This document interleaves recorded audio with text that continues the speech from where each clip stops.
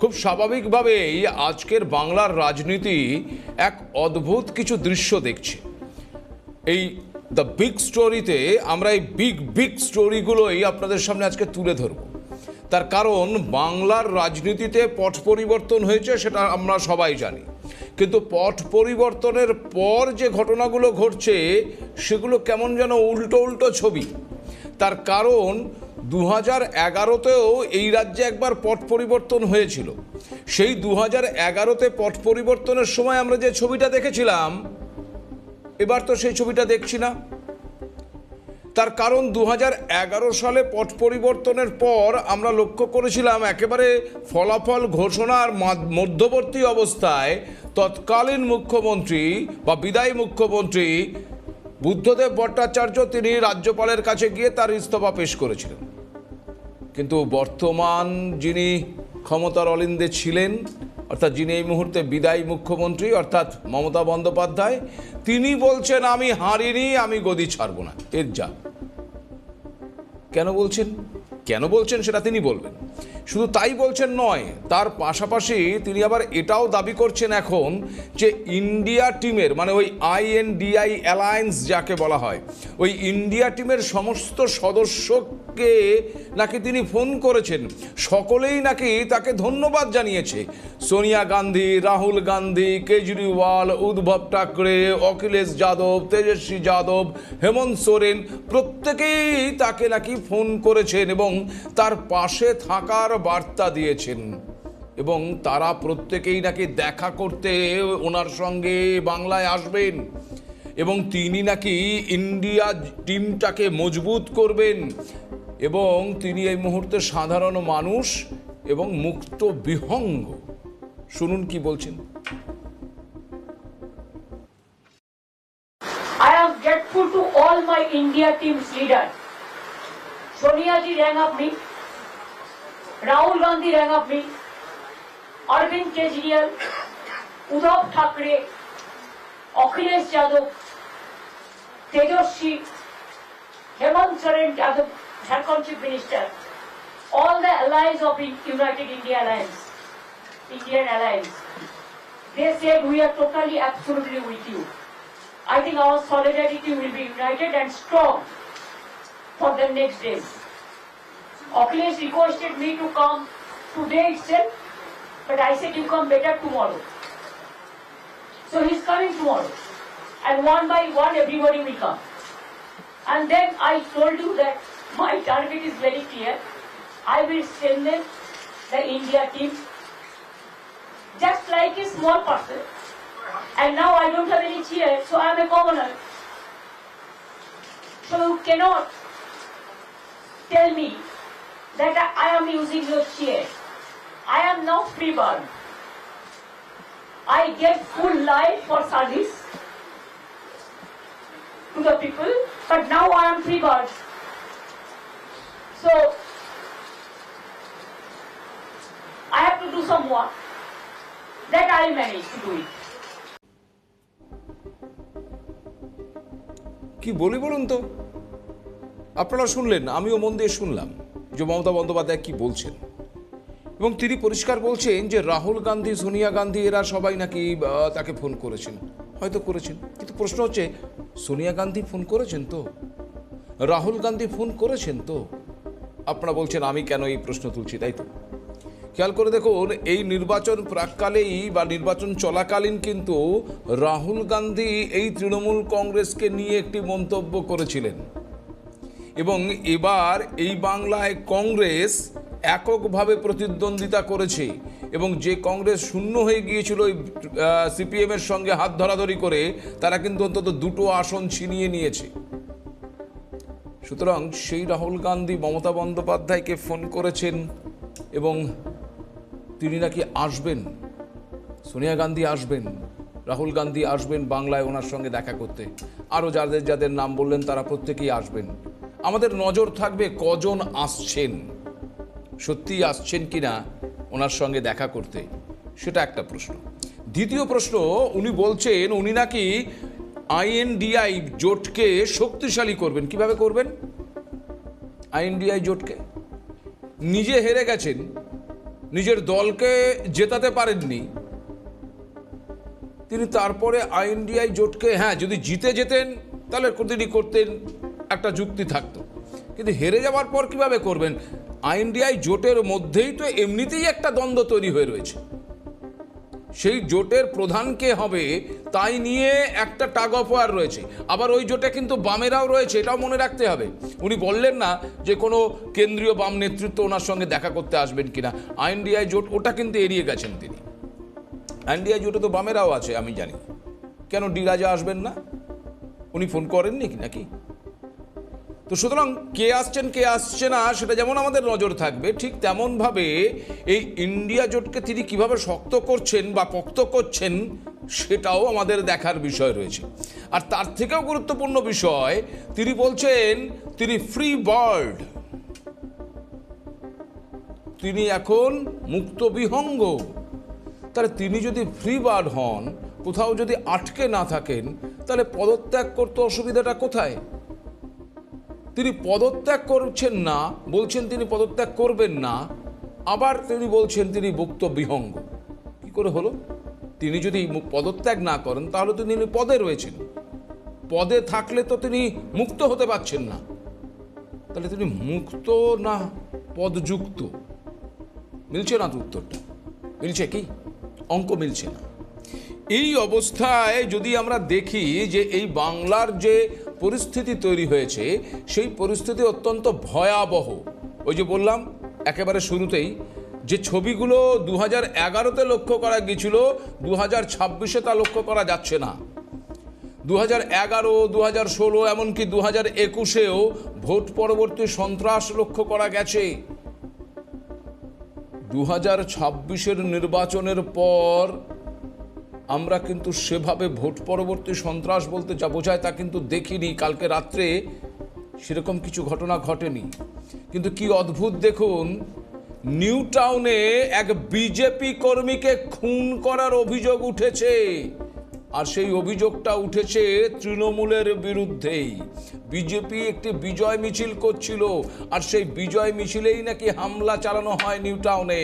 তৃণমূলের বিরুদ্ধেই এই হামলা চালানোর অভিযোগ করেছেন বিজেপি, এবং মধু মণ্ডল নামে এক যুবক আহত হন এই হামলায়। তাকে হাসপাতালে নিয়ে গেলে মৃত বলে ঘোষণা করেন চিকিৎসকেরা। খুব স্বাভাবিকভাবেই এই ঘটনার তদন্ত এখন শুরু করেছেন টেকনো সিটি থানার পুলিশ। প্রশ্ন হচ্ছে, 2021 সালে যখন তৃণমূল কংগ্রেস জিতেছিল, তারপরে যে ভোট সন্ত্রাস সংগঠিত হয়েছিল, সেখানে বিজেপি কর্মীরা অভিযোগ করেছিলেন তাদের বাড়ির পর বাড়ি ভেঙে চুরমার করে দেওয়া হয়েছে, একাধিক কর্মীকে খুন করা হয়েছে। আর 2026-এ এসেও আমরা সেই বিজেপি জেতার পরেও বিজেপি কর্মীদেরই খুন হতে দেখছি, তাদের ওপরেই হামলা হতে দেখছি। মমতা বন্দ্যোপাধ্যায় বলছেন তিনি হারেননি, পদত্যাগ করবেন না, আর তাহলে দলীয় কর্মী সমর্থকরা কি তবে এই হামলা চালিয়ে যাবেন? উল্টো দিকের ছবিটা কিন্তু অত্যন্ত পরিষ্কার। তার কারণ বিজেপি বলেছে এবার ভয় আউট, ভরসা ইন। এই ভয় আউট ভরসা ইনের কিন্তু অভিনব কিছু ছবি আমাদের সামনে এসেছে, এবং বিজেপির দলীয় নেতৃত্ব খুব ভালো করেই জানে যে দলের সবাইকে কন্ট্রোল করাটা অত্যন্ত কঠিন সাধ্য বিষয়। আর ঠিক সেই কারণে একেবারে শীর্ষ নেতৃত্ব থেকে শুরু করে রাজ্য নেতৃত্ব প্রত্যেকেই কিন্তু এই বার্তাটা দেবার চেষ্টা করে গেছেন যে শান্ত থাকবেন, কোথাও কোনো রকম অনভিপ্রেত ঘটনার মধ্যে জড়িয়ে পড়বেন না। তারপরেও গতকাল বোধহয় কিছু ঘটনা টুকটাক কয়েকটা ঘটেছে রাত্রিবেলায়। তার প্রসঙ্গে আজ বিজেপি নেতা দেবজিৎ বাবু তিনি কি বলছেন, আসুন একবার সেটা শুনি, তারপর আসছি আলোচনা। যে তৃণমূলী কায়দায় আমাদের জয়ের পরেই ভারতীয় জনতা পার্টিকে পশ্চিমবঙ্গের মানুষ যেভাবে আশীর্বাদ দিয়েছেন, তারপরে যে ল্যান্ডস্লাইড ভিক্টরি আমাদের দিকে এসেছে, তারপরে কিছু অন্য দলের লোক, প্রধানত তৃণমূল কংগ্রেসের, তারা রাতারাতি নিজেদের ভারতীয় জনতা পার্টির নেতা বা কর্মী বলে পরিচয় দিচ্ছেন। বিজেপিতে এই জিনিস হয় না। এই যে যারা স্বয়ং নিজে থেকে যারা বিজেপি বলে দাবি কর স্বঘোষিত বিজেপি, তারা বিজেপি নন এবং এভাবে বিজেপিতে কেউ যুক্ত হতে পারেন না। আমরা এটাও লক্ষ্য করেছি যে কিছু বিধায়ক তারা ঘোষণা করে দিচ্ছেন, কিছু পৌরসভার লোকজন, পৌরসভার পৌর প্রতিনিধি, তারা সরাসরি ঘোষণা করছেন যে তারা নাকি বিজেপি হয়ে গেছে, যারা তৃণমূলে ছিল। বিজেপিতে এইভাবে যোগদান করা যায় না এবং যারা বিভিন্ন সময় মানুষের বিরুদ্ধাচরণ করেছে, মানুষের ক্ষতি করেছে, মানুষের ওপর অত্যাচার করেছে তৃণমূলের জামা পরে, বিজেপি তাদের রাতারাতি বিজেপিতে বা পার্টিতে সামিল করতে আগ্রহী নয়। তাদের জন্য এবং ভারতীয় জনতা পার্টির পক্ষ থেকে পশ্চিমবঙ্গের মানুষের জন্য এটা একটি বার্তা। মমতা বলেছেন ভোট পরবর্তী হিংসা হয়নি। ভাবরে, এর থেকে বড় এর থেকে বড় মিথ্যে, এ তো শতাব্দীর সেরা মিথ্যা কথা। ভোটের পরের দিন 2021-এর 2রা মে বিকেল থেকে পরের দিন অবধি রিপোর্টেড খুন হয়েছিল 18টা। আমরা দেবজিৎ সরকারের বক্তব্য শুনছিলাম। তিনি পরিষ্কার তার দলীয় কর্মীদের উদ্দেশ্যে বার্তা দিচ্ছেন এবং তিনি বলছেন যে যারা করেছেন তারা বিজেপির কেউ নন। উল্টো দিকে আজকে যারা মমতা বন্দ্যোপাধ্যায়ের সাংবাদিক সম্মেলনটা শুনেছেন, সেখানে কিন্তু মমতা বন্দ্যোপাধ্যায় একবার বলেছেন যে তার কাছে খবর আছে তাদের বহু কর্মী সমর্থকরা ইতিমধ্যেই নাকি বিজেপিতে চলে গেছে, সে যাক যাক, তারা তার বাঁচতে যাচ্ছেন, এরকম টাইপের কিছু একটা মন্তব্য তিনি করেছেন। আর এখানে দেবজিৎ সরকার বলছেন যে কিছু তৃণমূলী লোকজন তারা বিজেপির দলের মধ্যে ঢুকে গিয়ে নিজেদেরকে বিজেপি বলে কিছু দলীয় কার্যালয়ের পতাকা নামিয়ে দেওয়ার চেষ্টা করেছেন বটে, যেটা বিজেপি কখনোই সমর্থন করছে না। That is the difference. 2021-এর ভোট পরবর্তী সন্ত্রাসটা আপনারা প্রত্যেকে জানেন। দেবজিৎ সরকার নিজে উল্লেখ করলেন কতজন সেদিন ওই ভোট পরবর্তী সন্ত্রাসে হয়েছিল। প্রায় 17 জনের মৃত্যু ঘটেছিল, 17 জন মারা গিয়েছিল 2026-এর ভোট পরবর্তী সন্ত্রাসে।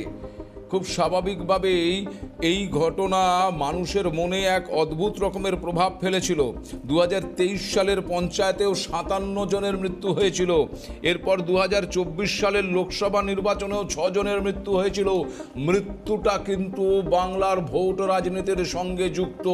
কিন্তু কি অদ্ভুত দেখুন, 2026-এর এত বড় একটা বিধানসভা নির্বাচন সংগঠিত হয়ে গেল, কোথাও কিন্তু খুন ঘটেনি, খুন হয়নি, কোনো মায়ের কোল ফাঁকা হয়নি, কারো সিঁদুর মুছে যায়নি। নির্বাচন কমিশনকে হ্যাটসঅপ করতে হয় তার জন্যে, কেন্দ্রীয় বাহিনীকে হ্যাটসঅপ করতে হয় তার জন্যে। খুব স্বাভাবিকভাবে এই রীতিটা বজায় থাকলো না। একটা বাংলার রাজনৈতিক সংস্কৃতি অন্য ধারায় বইছিল, কিন্তু সেটা বইতে দেওয়া হলো না। নিউ টাউনে নৃশংসভাবে একজনকে খুন করার অভিযোগ উঠছে, বিজেপির সেই আবার কর্মী। বিজেপির বিজয় মিছিলে হামলা চালিয়ে খুন করার অভিযোগ সেই তৃণমূল কংগ্রেসের দিকে। শুধু এখানেই শেষ নয়, জলপাইগুড়িতে, কুলতুলিতে, আবার হাড়োয়াতেও বিজেপি কর্মীদের ওপর হামলার অভিযোগ উঠে আসছে। অর্থাৎ তৃণমূল কংগ্রেসের বিরুদ্ধেই কিন্তু বারবার সেই অভিযোগ উঠে আসছে। প্রশ্ন হচ্ছে একটাই, যে হেরে যাওয়ার পরেও বাংলার ওই সন্ত্রাসের সংস্কৃতি থেকে নিজেদেরকে কি তবে তৃণমূল কংগ্রেস সরাতে পারছে না? হেরে যাওয়ার পরেও তারা সন্ত্রাস কায়েম রাখছে কিসের স্বার্থে? মমতা বন্দ্যোপাধ্যায় পদত্যাগ করতে চাইছেন না, তিনি বলছেন তিনি হেরে যাননি। তার এই ধরনের বক্তব্য, এই ধরনের উচ্ছৃঙ্খল যারা দলীয় কর্মী রয়েছেন তাদেরকে কি অন্য বার্তা দিচ্ছে? প্রশ্ন কিন্তু সেখানে। তার কারণ এই ধরনের ঘটনাকে বিজেপি প্রশ্রয় দিচ্ছে না, তাদের শীর্ষ নেতৃত্ব দেবজিৎ সরকার বটেই, তাছাড়াও রাজ্য সভাপতি শ্রমিক ভট্টাচার্য, এমনকি সুকান্ত মজুমদার থেকে শুরু করে একাধিক ব্যক্তি কিন্তু বারংবার একটাই কথা বলেছেন, কোনো জায়গায় হিংসা নয়, কোনো দলীয় কার্যালয় দখল করার এই ধরনের পদ্ধতি বিজেপি বিশ্বাস করে না, বিজেপি করা যাবে না, মানে বিজেপি করলে সেটা করা যাবে না। কিন্তু তারপরেও এই ধরনের সন্ত্রাস ঘটছে। কিন্তু এইখানে আরও একটা বিষয় গুরুত্বপূর্ণ, বিজেপি যেটা বলছে সেটা যে তারা করে দেখাচ্ছে, সেটারও একটা প্রমাণ আপনাদেরকে দিই। অর্থাৎ ওই যে কিছুক্ষণ আগে দেবজিৎ সরকার বলছিলেন যে কিছু লোকজন বাইরের থেকে এসে বিজেপিতে ঢুকে গেছে এবং তারা রাতভর বিভিন্ন জায়গায় বিভিন্ন রকম কর্মকাণ্ড করেছে। সকালবেলায় দেখা গেল কিছু তৃণমূল কংগ্রেসের দপ্তরে তৃণমূল কংগ্রেসের পতাকা সরিয়ে দিয়ে বিজেপির পতাকা লাগিয়ে দেওয়া হয়েছে। দেবজিৎ সরকার পরিষ্কার বলছেন এটা বিজেপির কাজ নয়। আর সেই কারণেই আমরা কি দেখলাম, ওই দলীয় কার্যালয় আবার তৃণমূল কংগ্রেসকে ফিরিয়ে দেওয়া হলো। বালুরঘাট শহরের 3 নম্বর ওয়ার্ডের ঘটনা। ওই গতকালকে তৃণমূলের পার্টি অফিসের দখল নিয়েছিল বিজেপি, এমনটা অভিযোগ হয়। আজ সকালে সেই পার্টি অফিস ফেরত দেওয়া হয়। আরও একটি পার্টি অফিসে ভাঙচুরের ঘটনায় হস্তক্ষেপ করেছে স্থানীয় বিজেপি নেতৃত্ব। নতুন 5টি প্লাস্টিকের চেয়ার পর্যন্ত কিনে দিয়েছেন কেন্দ্রীয় মন্ত্রী সুকান্ত মজুমদারের নির্দেশে ওখানকার বিজেপির নেতৃত্ব। অর্থাৎ কেউ ভুল করে যে কাজ করেছে তার খেসারত দিয়ে এক প্রকার ক্ষমা চেয়ে সেই দলীয় কার্যালয় আবার তৃণমূল কংগ্রেসকে ফিরিয়ে দেওয়া হচ্ছে এবং ভেঙে দেওয়া চেয়ার নতুন করে বিজেপির তরফ থেকে কিনে দেওয়া হচ্ছে। এটা নতুন শিষ্টাচার আমরা বাংলার রাজনীতিতে দেখতে পাচ্ছি। বিজেপির দখলে যাওয়া স্বাস্থ্য কেন্দ্রটাও কিন্তু ফিরিয়ে দিয়েছে। তৃণমূলের নবনির্বাচিত বিধায়ক নিজে খুলে দিলেন তালা, কাউন্সিলরকে ফোন করে নাগরিক পরিষেবা দেওয়ার আহ্বান দিলেন। দমদম লক্ষ্মীনগর প্রাইভেট রোডের ঘটনা, কোনো বিশৃঙ্খলা বরদাস্ত করবে না দল, দলীয় কর্মীদের হুঁশিয়ারি একেবারে বিজেপির নবনির্বাচিত বিধায়ক অরিজিৎ বক্সির। সুতরাং এক্ষেত্রেও কিন্তু আমরা নতুন শিষ্টাচার লক্ষ্য করছি। এমন উদাহরণ আরও আছে। বিজেপির ভয় আউট আর ভরসা ইন যে স্লোগান, সেই স্লোগানেই কি এবার ভরসা করছে মানুষ? দেখুন, ভোট রাজনীতিতে জয় পরাজয় থাকেই। আজকে যে জিতেছে কালকে সে হারতে পারে, কালকে যে জিতবে, আজকে যে হেরেছে কালকে সে জিততে পারে। কিন্তু প্রশ্ন হচ্ছে যে এই জয় পরাজয়টাকে স্পোর্টিংলি মেনে নিতে হয়, খেলার ক্ষেত্রেও যেমন মেনে নিতে হয়, রাজনীতির ক্ষেত্রেও মেনে নিতে হয়। কিন্তু অদ্ভুতভাবে আমরা সেটা বর্তমান যারা শাসক দল থেকে বিদায় নিয়েছে সেই তৃণমূল কংগ্রেসের নেতাকর্মীদের মধ্যে দেখতে পাচ্ছি না। বিশেষ করে তাদের যে প্রধান অর্থাৎ তৃণমূল নেত্রী মমতা বন্দ্যোপাধ্যায়ের বক্তব্যে সেই বিষয়টা লক্ষ্য করতে পারছি না। উল্টে তিনি ইন্ডিয়া টিমের দিকে গোটা বিষয়টাকে ফেস আপ করছেন। এবং আজকে তিনি যে সাংবাদিক বৈঠকটা করছেন, খেয়াল করে দেখুন, আজকের এই সাংবাদিক বৈঠক তার পদত্যাগ করার জন্য নয়। তিনি পদত্যাগ করছেন কি করবেন না তিনি তার সাংবাদিক বৈঠকে কিন্তু বলেননি। তিনি বলছেন কখন, যখন সাংবাদিকরা তাকে প্রশ্ন করছে তখন, অর্থাৎ নিজে থেকে তিনি বলেননি। সাংবাদিকরা যখন পদত্যাগ নিয়ে প্রশ্ন করেছে তখন তিনি বলছেন তিনি পদত্যাগ করবেন না, কেন করবেন না, কি বৃত্তান্ত। আর তার আগে তিনি পুরো প্রেস কনফারেন্সটা করছেন ইংরেজিতে। কেন? ইংরেজিতে প্রেস কনফারেন্স করে তিনি ওই আইএনডিএ অ্যালায়েন্সকে কি বার্তা দিচ্ছেন যে আমাকে বাঁচান, বা আমি এখন জোটের খুঁটি ধরে বাঁচতে চাই, খড়খুটোর মতন আঁকড়ে ধরতে চাইছেন ওই আইএনডিআই অ্যালায়েন্সকে। যদি আইএনডিআই অ্যালায়েন্স তার কাছে এতটাই প্রিয় হতো তাহলে তো তিনি এবারের নির্বাচনে সরাসরি কংগ্রেসকে প্রস্তাব দিতে পারতেন যে আগামী 2029-এ আইএনডিআই অ্যালায়েন্সকে মজবুত করার জন্য এ বাংলায় আসুন, এবার আমরা আসন ভাগাভাগি করে লড়াই করি কংগ্রেস আর তৃণমূল কংগ্রেস, যা 2011-তে আমরা করেছিলাম।